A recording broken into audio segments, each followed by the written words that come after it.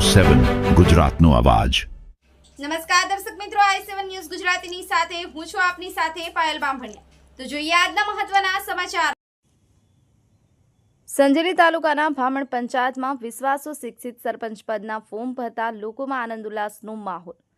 પ્રાપ્ત માહિતી અનુસાર દાહોદ જિલ્લાના સંજેલી તાલુકામાં આવેલ ભામણ પંચાયતમાં નવયુવા શિક્ષિત ચહેરો સરપંચ પદના ઉમેદવાર શ્રી શંકરભાઈ તીરસિંહભાઈ બારૈયાએ પોતાની સભ્યપદ પેનલ સાથે ફોર્મ ભરતા ગામ લોકોમાં આનંદ ઉત્સાહ જોવા મળ્યો છે।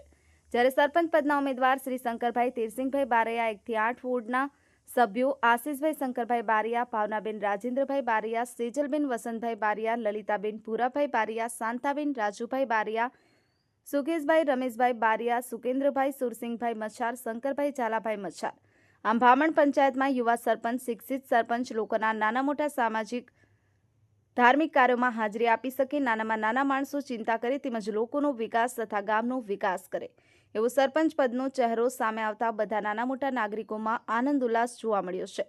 પહેલીવાર ભામણ પંચાયત પર મોટી સંખ્યામાં ફોર્મ ભરવા માટે લોકો મામલતદાર કચેરી સંજેલી ખાતે ઉમટી પડ્યા હતા।